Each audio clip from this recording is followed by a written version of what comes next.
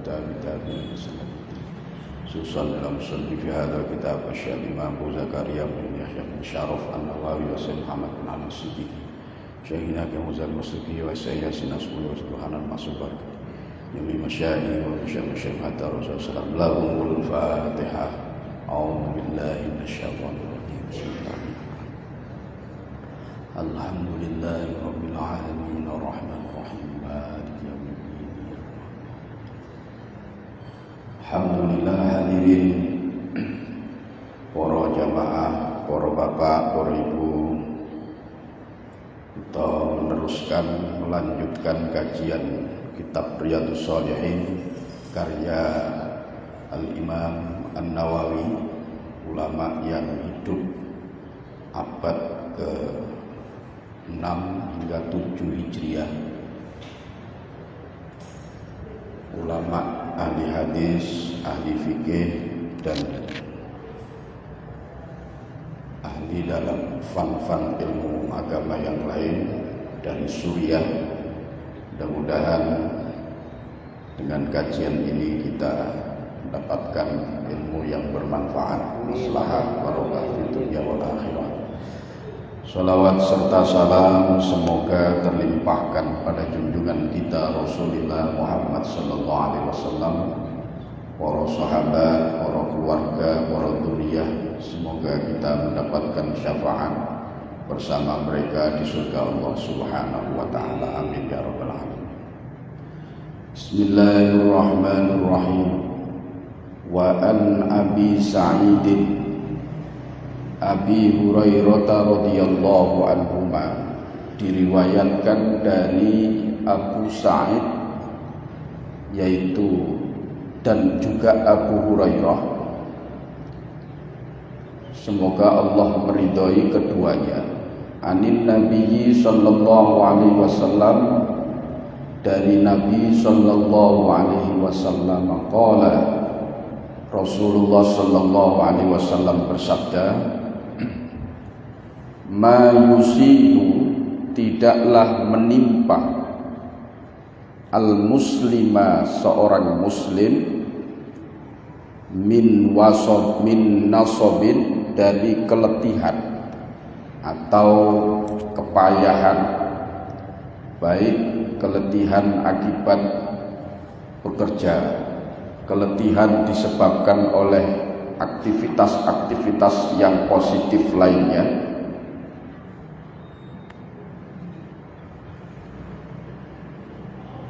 Ini nanti di penghujung hadis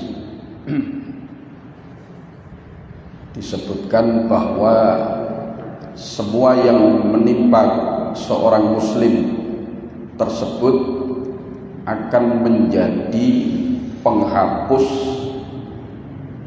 bagi dosa-dosanya, illa kaffarallahu, melainkan min khotoyahu biha min khotoyahu, melainkan Allah akan menghapus dengan sebab-sebab tersebut dari kesalahan-kesalahan, dari dosa-dosanya.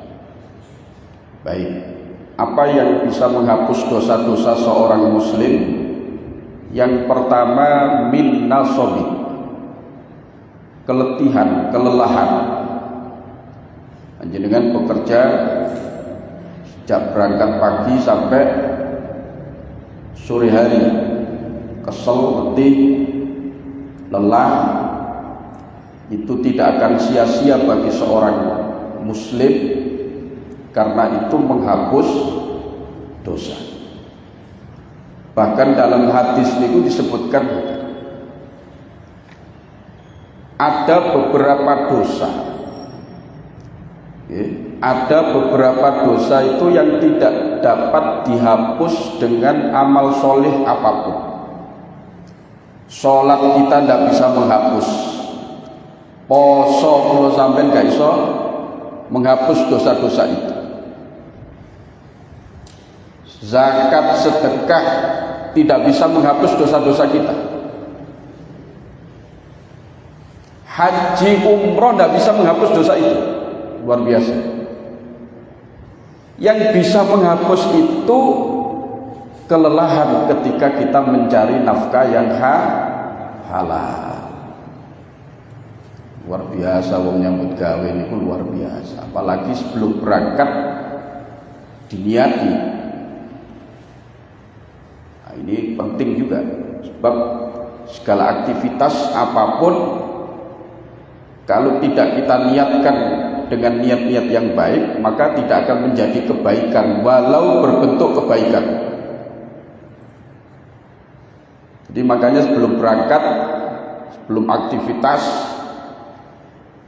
kerja online, sebelum nyandak komputer, soalnya lo godok lah ngomong sampai buka komputer ngoten tok kerja. Ya berarti saat durunge buka komputer. Saat durunge buka komputer, bismillah niat nyambut gawe untuk bekal ibadah. Lo itu kelelahan kita, Pak. Kelelahan memikirkan konsep kerja, kelelahan mungkin memanage pekerjaan kita, memanage para pekerja kita dan lain sebagainya. Itu menghapus dosa-dosa kita dan bahkan ada dosa yang hanya bisa terhapus dengan itu. Ibadah yang lain tidak bisa menghapus. Sing repot niku lek pengangguran.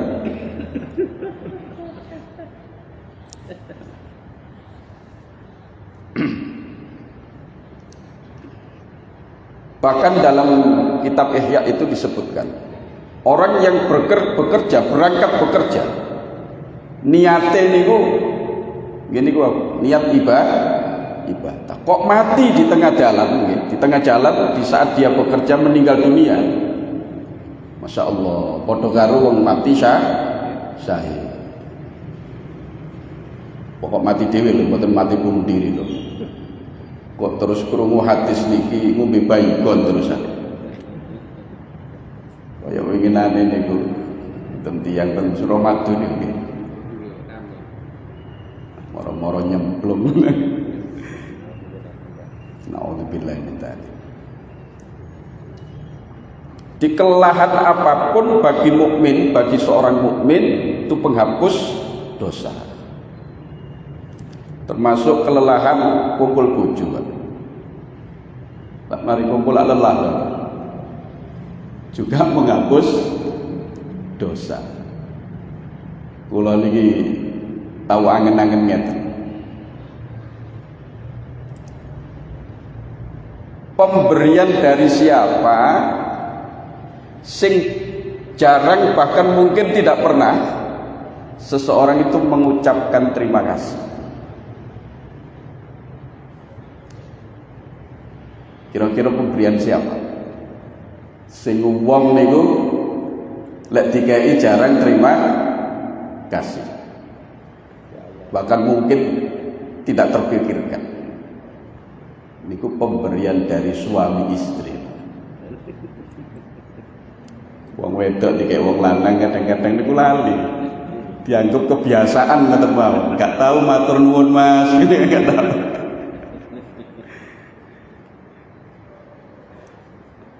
Wong lanang nggih ngoten. Metenteng njaluk nang gone tiang istri. Bareng wis dikai jarang kon matur nuwun kan jarang. Padahal gak dikai iso cemut-cemut nih. Tapi baru dikai terus kok matur nuwun ngoten niku. Hampir tidak pernah ketemu kula enten tiyang ngoten. Matur nuwun Dik ya, inggih sami-sami.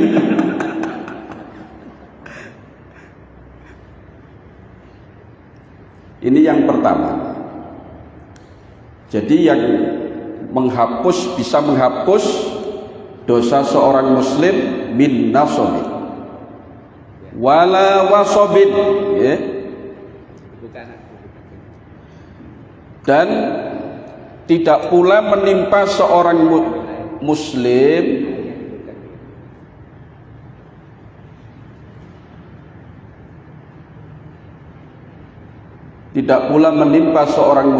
sakit, Pak, kecuali itu menjadi pelebur dosa. Sakit apapun, sakit dan rasa sakit apapun menimpa seorang muslim melebur dosa.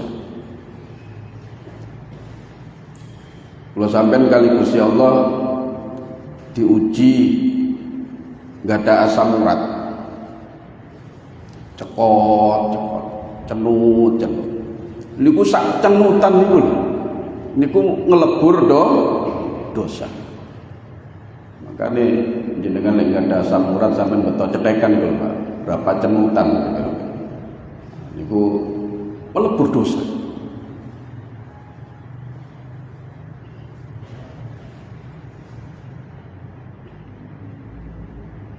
Memang dari sisi aktivitas dia berkurang, mungkin sholatnya berkurang, poso yo berkurang, nek wong tepak loron, apalagi sampai dalam kondisi dia tidak bisa kemana-mana karena opname, karena macam-macam, tidak mampu bergerak kemana-mana. Tapi justru dengan seperti itu dia terhapus dosa-dosa. Makanya kenapa? Pertanyaan, kenapa wong niku tambah tua tambah akrab dengan penyakit, Pak? Wong niku tambah tua penyakitnya tambah macem-macem. Ngeten iki mulai gegere cenut rematik iku, Mas. Kok rada bengi titik watuke tambah bengi ngeluh.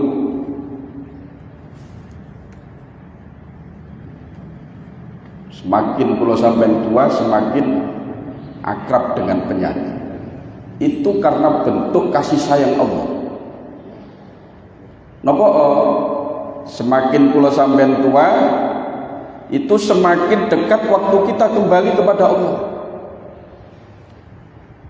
Allah itu menginginkan datang kula sampean orang-orang yang beriman niki ketika kula sampean kembali kepada Allah itu bersih dari dosa-dosa kita. Makanya lewat penyakit niku kula sampean diloni dosa kula sampean. Dinteni njaluk sepuro ya gak njaluk sepuro ya. Dinteni istighfare nggih arang-arang istighfar. Apalagi kita ini masih sering, kita ini hanya masih sebatas membaca istighfar, belum beristighfar. Kula sampean sing akeh sik maca istighfar. Maca istighfar ku lisane mawon. Sallallahu alaihi wasallam. Atine mboten njaluk sepuro ten Gusti Allah. Astagfirullahaladzim. Deket di dompet ora. Bojo mau lunga yo gak pamit. Jadi lisannya baca istighfar tapi hatinya kemana-mana. Itu namanya belum beristighfar, masih sebatas membaca istighfar. Lah istighfar temenan itu bukan hanya lisannya, atau lisannya terkadang diam tapi hatinya betul-betul meminta kepada Allah Subhanahu wa taala, meminta ampunan kepada Allah. Mergo sing didelok Gusti Allah itu bukan dohir kita tapi batin kita. Nek kula sampean masih lisannya saja berarti masih membaca istighfar, belum beristighfar. Kula sampean sing akeh nggih ngoten masih membaca doa salat, belum benar-benar salat. Sholat betul niku aqimis sholata li dzikri, ya bener-bener kula sampean mengingat Allah Subhanahu wa taala. Jadi kenapa kita semakin tua niku semakin akrab dengan penyakit, itu bentuk rahmat Allah. Semakin kula sampean umur itu berkurang, semakin berkurang pula dosa kula panjenengan di hadapan Allah. Puncaknya sakaratul maut.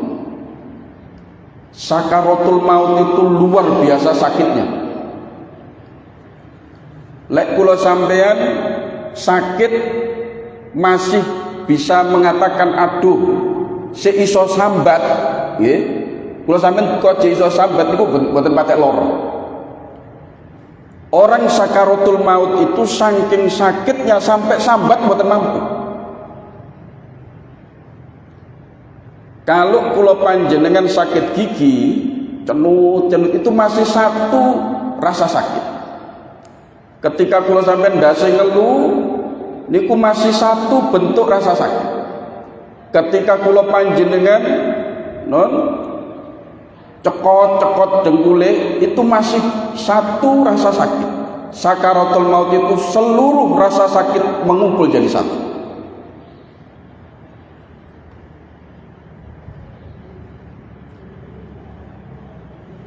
Kalau di dalam hadis-hadis itu sampai digambarkan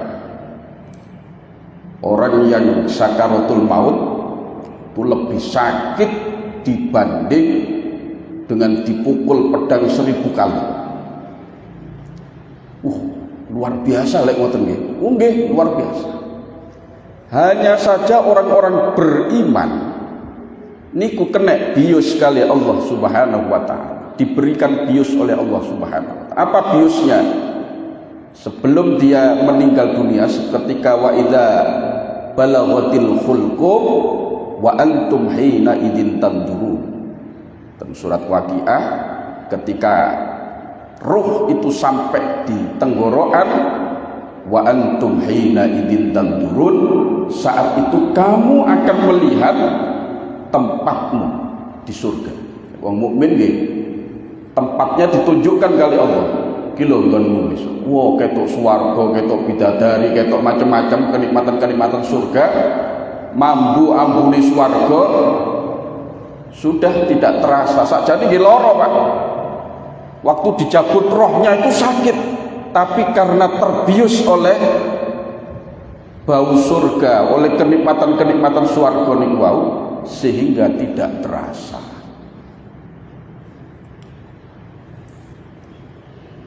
Ya napa? Pun wonten kan? Pun wonten kan bisa karotul. Kok medeni ngoten iki Pak. Makane kula sampean sadurunge tentu doa selamat dengan enten doa Allahumma hawwin alaina sakaratil maut. Ya Allah, ringankan bagi kami sakaratil maut. Allahumma hawwin alaina sakaratil. Makanya ketika orang itu dalam kondisi sakaratul maut, hilang kesadaran, Pak. Hilang kesadaran sehingga yang keluar dari mulutnya itu apa yang menjadi kebiasaan sehari-hari. Makanya Kanjeng Nabi dawuh, yamutul mar'u ala ma asya. Orang itu meninggal sesuai dengan kebiasaan.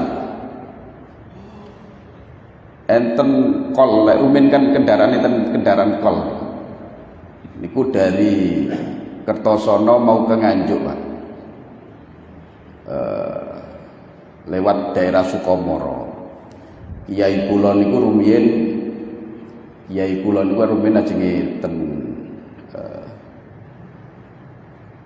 ten Nganjuk nggih. Ngedang kol niku tembriku niku Sukomoro Nganjuk. Kol niku kosong saja, cekat kali yai niku mboten gelem mandeg. Ya wis nyekat burine ae. Ternyata burine niku kebek. Sing ngarep sing dicegat niku wau penuh, mboten enten penumpange, kosong, tapi dicegat gak gelem. Sing buri niku malah penuh, dicegat kali yai niku gelem. Akhirnya numpak sing buri niku. Ternyata kersane Allah. Sing dicegat mboten gelem niku wau ternyata ada rahasianya. Tibake buan terselip nabrak kemudian daerah Sukomoro entah tahun berapa ya ilmuwan cerita. Supire niku langsung meninggal, tapi kernete niku sadurunge mati ya Sukomoro Nganjuk meninggal dunia. Enten malih Mutin, Pak, nun sewu Mutin itu dari kata Imamuddin saja, pemimpin agama. Rumiyin kan pemutin niku mboten namung ngubur jenazah mawon rumiyin niku, tapi mutin nggih ngrapekno barang. Niku sebelum meninggal niku nggih ngoten, angkah tuka. Niku lek ijab kabul lek bahasa Arab kan angkah tuka wa zawwajtuka bimahril madhkuri halan dengan biasa. Niku sadurunge mati ngenyep ngoten nyebut angkah tuga, saya nikahkan kamu. Karena zaman hidupnya yang mendominasi ucapan sehari-harinya itu kalimat-kalimat itu. Sehingga ketika mau meninggal yang terbawa itu, yang terucap itu. Jadi sakaratul maut niku betul-betul puncaknya rasa sakit. Untuk apa Allah menciptakan itu? Untuk rahmat bagi orang mukmin.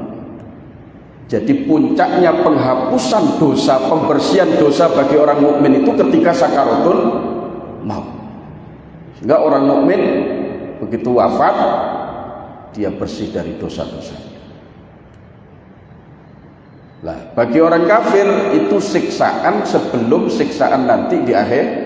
Padha lorone ya, wong kafir nggih lara lek sakaratul maut, wong mukmin nggih lara, tapi statusnya beda. Statusnya bagi orang mukmin itu penghapus dosa. Makanya salah seorang ulama itu mengatakan, saya itu tidak suka kalau sakaratul maut itu tidak terasa apa-apa. Aku itu gak seneng lek sakaratul maut itu gak krasa apa-apa, gak krasa lara, gak krasa apa. Mergo dengan lara itu justru menghapus dosa. Beda to nggih kali kula sampean. Kula sampean niku lek karepe ngoten sakaratul maut gak krasa apa-apa, turu moro-moro terus mboten mengalami proses-proses rasa sakit pun. Jadi rasa sakit sekecil apapun bagi orang muslim menghapus dosa. Wala hammun wala khuzlun wala hammun wala hazan. Tidak juga rasa susah atau rasa sedih,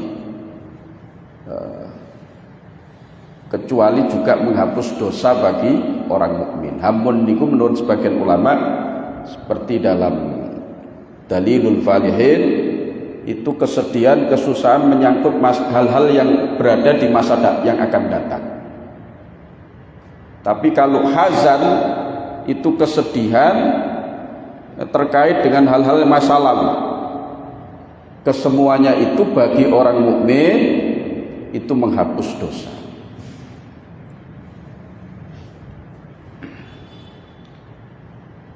Wala adzan, nggih. Wala adzan dan juga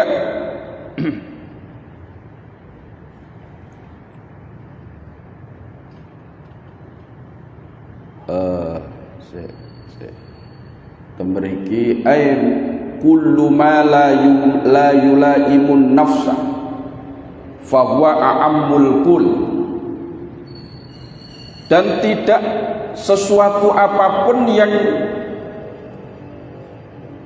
membuat tidak nyaman hati seorang mukmin. Adzan niku ma yulaimun nafsa, sesuatu yang tidak membuat nyaman hati seseorang. Di apapun yang tidak membuat nyaman hati seorang mukmin itu juga melebur dosa baginya. Pernah Sayyidah Aisyah itu istri Rasulullah. Itu ketika malam hari di kamar beliau kehilangan jarum, Pak. Bayangkan malam hari kehilangan jarum. Lugur, adik, kondisi dulu belum di keramik, belum ada listrik, dan lampu rumah ublik niku nggih pecah ya, mati. Wah, bingung Sayyidah Aisyah ndoleki jarum yang jatuh niku. Akhirnya Rasulullah SAW niku masuk ke dalam kamar beliau, itu langsung terang. Ini mukjizatnya Kanjeng Nabi. Kanjeng Nabi itu tubuhnya bercahaya, Pak. Sehingga ketika Rasulullah itu masuk ke tempat yang gelap, itu menjadi terang. Sampai Sayyidah Aisyah itu bisa melihat jarum yang jatuh. Ini kok saking terangnya, Pak. kamar gelap, tidak ada penerangan, yang jatuh jarum, dan jarum itu kemudian tampak ketika Rasulullah SAW masuk ke dalam rumah beliau. Pribadi yang agung, Kanjeng Nabi itu pribadi yang agung betul. Secara lahiriah, secara fisik sudah tampak mukjizat beliau. Tubuh beliau bersinar, keringat beliau wangi, lebih wangi daripada minyak yang paling wangi yang ada di dunia ini. Rasulullah itu kalau diam di tempat, Rasulullah pergi, tempat itu akan berbau wangi sampai 3 hari. Dan bau wangi tubuh Rasulullah itu khas, sehingga orang bisa napa namine tiyang niku saged nengeri, oh iki berarti Kanjeng Nabi baru saja dari tempat itu. Lalat ndak mau hinggap, Pak. Lek kula sampean nggih mboten gelem napa hinggap ten kula sampean. Situ. Lek rombongan gelem lalat. Kanjeng Nabi ndak mau. Lalat itu tidak mau hinggap ke tubuh Rasul. Rasulullah itu kalau melihat belakang dengan melihat depan itu sama. Jadi lek logonya tadi apa yang ada di belakang beliau tahu, meskipun tidak usah noleh. Sebagaimana Rasulullah tahu apa yang ada di depan beliau. Itu mukjizatnya Kanjeng Nabi. Termasuk ini tadi, tubuh beliau itu bersinar, bercahaya. Lah ketika jarum tadi itu jatuh, Kanjeng Nabi muni inna lillahi wa inna ilaihi raji'un. Sayyidah Aisyah kaget, tertegun. Loh ya Rasulullah, apakah engkau istirja? Istirja itu membaca inna lillahi wa inna ilaihi raji'un hanya gara-gara sebuah jarum jatuh. Mosok gara-gara jarum mawon sampean niku istirja Kanjeng Nabi. Kanjeng Nabi kemudian dawuh, Aisyah, apapun yang tidak membuat nyaman hati seorang mukmin itu adalah musibah dan baginya melebur dosa. Jadi luar biasa, Pak, kemuliaan seorang mukmin ini di mata Allah Subhanahu wa taala. Apapun yang tidak membuat kita nyaman, suhu udara, suhu tubuh, kondisi dan situasi yang ada di sekitar kita, kondisi tubuh kita, pokok apapun yang tidak membuat kula sampai nyaman, itu melebur dosa kula panjenengan. Manakala dihadapi dengan tanggal tua barang ngoten, kula sampean lek tanggal tua ketoke mecucu ngoten nggih. Mergo ngene wae lek saya tanggal tua niku betul kali tanggal 6 bersinar-sinar wajah kula. Pokoknya apapun yang tidak membuat nyaman seorang mukmin, seorang muslim, itu melebur dosa baginya. Wala ghammin, dan juga kesedihan. Gham itu kesedihan yang sangat berat yang membuat depresi seseorang. Itu gham. Jadi di sini disebutkan segala ujian mulai dari yang kecil sampai yang besar. Kemudian Rasulullah memberikan ghoyah di sini, hatta syaukatu atau hatta syaukati yushakuha, sampai duri yang menusuk kaki seorang mukmin, seorang muslim, illa kaffarallahu biha min khotoyahu, kecuali semuanya itu Allah akan melebur dari dosanya sampai duri yang menusuk kakinya. Kalau sampai wayahe dahar lambene kecokot, kalau panjenengan wayahe dahar kecocok eri, soalnya sing di maem iwak mujair akhir ini, itu juga melebur dosa. Min khotoyahu, dosa yang mana yang dilebur oleh Allah Subhanahu wa ta'ala? Dosa itu ada 3, Pak. Ada dosa antara kita dengan Allah Subhanahu wa ta'ala, ada dosa antar kula panjenengan dengan sesama manusia. Bagi secara garis besar ya ada 2 itu. Kalau dibagi dari sisi lain, ada dosa kecil, ada dosa besar. Ini yang terampuni adalah dosa-dosa kecil. Hal-hal yang menyusahkan kula panjenengan niki wau, menyusahkan bagi seorang mukmin, apapun bentuknya, kecil maupun besar, itu mengampuni, menghapus dosa-dosa kecil. Bagaimana dengan dosa besar?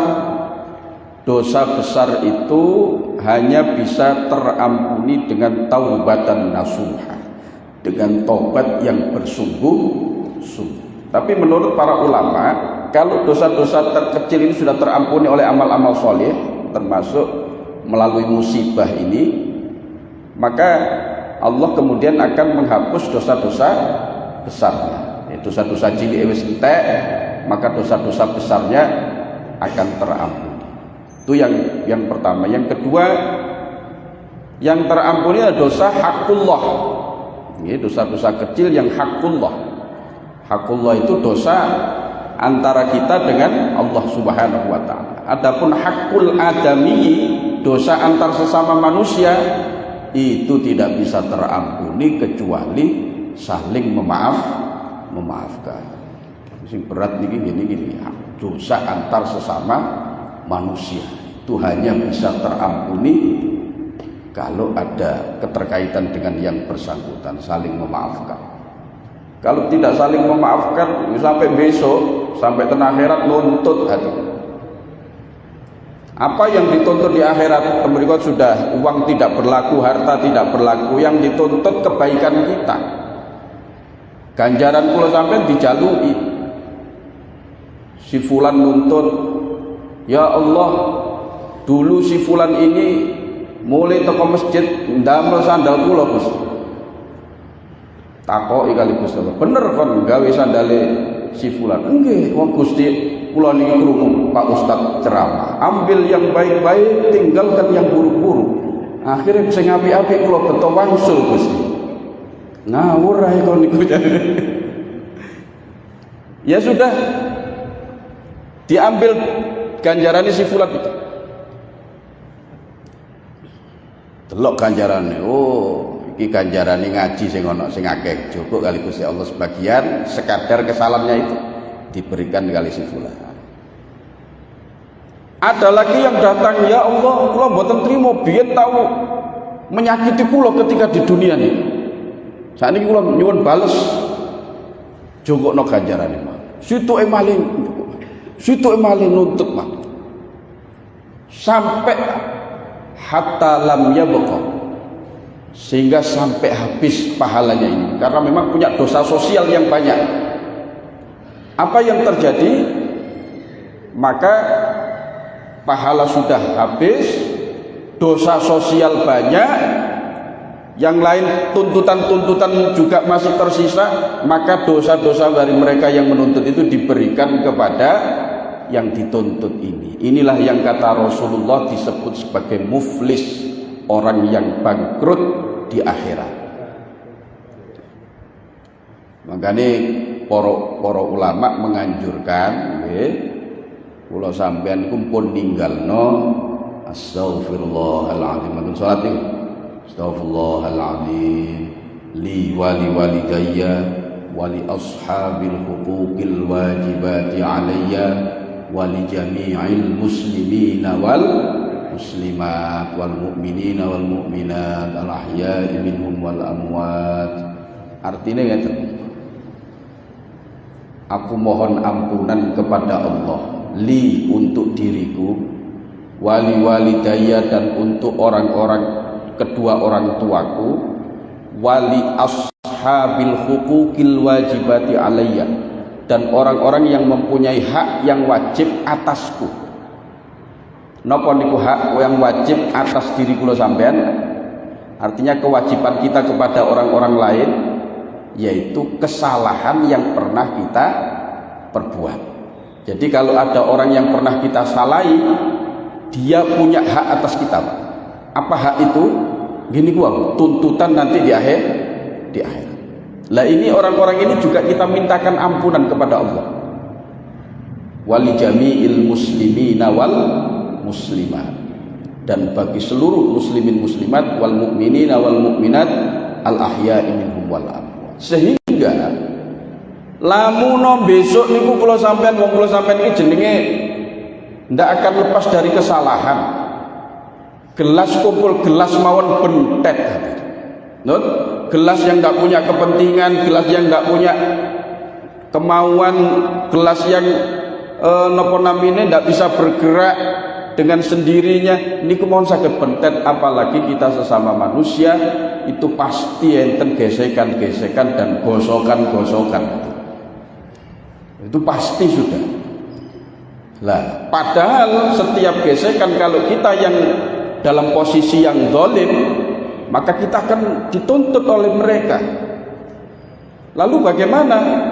Lah, sementara kita ini dalam kehidupan bertemu dengan si A, si B, si C, si D, kadang kita tidak sadar telah berbuat salah, atau kita sadar telah berbuat salah, kemudian kita tidak pernah bertemu dengan orang yang pernah kita salahi. Ya apa carane njaluk sepur. Maka gini ki antisipasi ini. Susulan lebih gede kita gede teman-teman. Guys, waduh ikatnya ini sudah tanggul nih.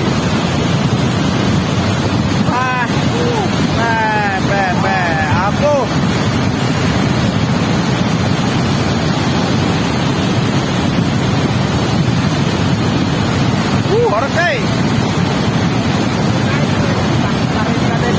Oke.